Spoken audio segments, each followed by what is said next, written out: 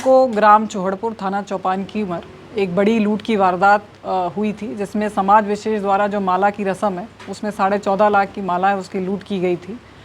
Police के द्वारा सारे तकनीकी साक्ष्यों के द्वारा तथा जो हमारी कन्वेंशनल पुलिसिंग होती है उसके द्वारा हम आज इसमें सफलता हमने हासिल करी है। सीओ साहब भिवाड़ी के निर्देशन में एसएचओ चौपान की तथा पूरे सर्कल की टीम डीएसटी साइबर द्वारा इसमें अनुसंधान किया गया और इसके बाद आज हमारे पास 3 आरोपी गिरफ्तार किए गए हैं, एक क्रेटा कार और 10.5 लाख रुपए पुलिस द्वारा इसमें बरामद किए गए हैं। आरोपी की प्रोफाइल की बात करें तो किस तरह का प्रोफाइल है, बैकग्राउंड क्या है? जो आरोपी हैं ये करियर क्रिमिनल हैं, पहले भी लूट और डकैती की वारदातों को अंजाम दे चुके हैं तथा ये जो माला की रकम थी ये इतनी बड़ी थी कि इसने सभी लोगों का, उस इलाके के सभी लोगों का जो अटेंशन है उसको अपनी तरफ लिया और इस वजह से ये वारदात हुई। इसी के साथ साथ जो लोग इस माला को लेकर जा रहे थे उनके द्वारा किसी प्रकार की सावधानी नहीं बरती गई तथा मोटरसाइकिल पे 14.5 लाख रुपए लेकर जाना अपने आप में हर प्रकार के अपराध को आप अपनी ओर आकर्षित कर रहे हैं। आरोपियों को कैसे सोर्स लगा कि यहाँ पर इतनी बड़ी रकम की जो माला उलाई जा रही है? चूँकि माला की रकम इतनी भारी थी तो ये चर्चा का विषय था और जो आरोपी पक्ष थे उनकी रिश्तेदारियाँ उसी गाँव में थी तो उन्हें पता था कि 1 जून को इतना बड़ा एक जो रकम है ये यहाँ से यहाँ जा रही है, तो उनके द्वारा पूरी तैयारी की गई, लेखी की गई। अपने रिश्तेदारों से किराए पर कुछ समय के लिए एक गाड़ी भी, क्रेटा गाड़ी ली गई, उसमें फर्जी नंबर प्लेट लगाई गई, तो पूरी तैयारी के साथ इस वारदात को अंजाम दिया गया। क्या 3 आरोपी के अलावा कोई और भी है? इसमें कुल 4 आरोपी हैं और सभी नामजद हैं, 3 गिरफ्तार हैं और 1 की तलाश जारी है जिसको तुरंत गिरफ्तार किया जाएगा। 10.5 लाख की रिकवरी कर ली गई है। इसके तरफ बात करें कि जैसे सामने है कि हरियाणा से ये महज मतलब जैसे आप बता रहे हो बगैर किसी सिक्योरिटी के आते हैं यहाँ पे, तो क्या मैसेज आप देंगे कि आगे कोई इनको पनिश वगैरह करने की कार्रवाई या संबंधित अन्य कोई एजेंसी को साथ लेकर इस तरह की कार्रवाई? नहीं, बिल्कुल इस तरीके की जो भी आप विवाह या शादी में जो रस्में हैं इसकी कानून रूप से किसी प्रकार की कोई स्वीकार्यता नहीं है।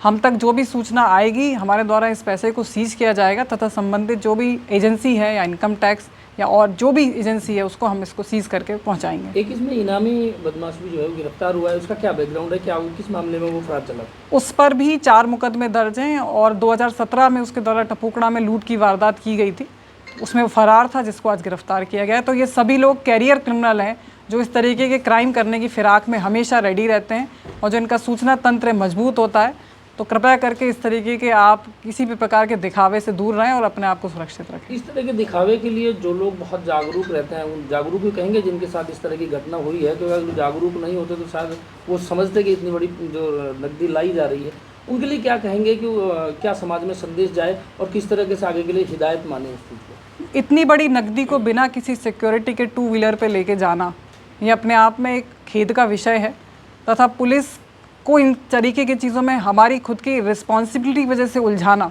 तो मैं जन सामान्य से ये अपेक्षा करूंगी कि वो स्वयं अपनी हर प्रकार की चीज़ के लिए खुद ही रिस्पॉन्सिबल रहें तथा सुरक्षित रहें। एक इम्पॉर्टेंट चीज़ इस विषय में ये भी आ जाती है कि इतनी बड़ी राशि बगैर किसी जानकारी के, बगैर किसी सुरक्षा के लाई गई, क्या इस पर भी कोई कार्रवाई की जाएगी? देखिए, जो ये माला की प्रथा है ये है ही इसी प्रकार की। इसमें बड़ी बड़ी रकमें किराए पर ली जाती हैं तथा सिर्फ आपसी विश्वास या छोटे से एक रेफरेंस पे दी जाती हैं। तो ये पूरा ही इसमें पहले भी हरियाणा में नूह जिले में इस तरीके से 2 बार लूट हो चुकी है, उसके बाद भी इस प्रथा का चलना और इतना सार्वजनिक रूप से इसकी स्वीकार्यता होना, इस पर हमारा चाहेंगे कि इस पर रोक लगे। इस घटना के पीड़ित ने यह भी बताया कि उनके साथ पूर्व में भी इस तरह की घटना हो चुकी है, तो आखिर क्या निकल कर सामने आया कि उसने इसे सबक क्यों नहीं लिया? अगर वो सबक नहीं लेते हैं तो फिर कानून अपना कार्य करेगा जिससे कि आगे से घटनाएं ना हो। Thank you.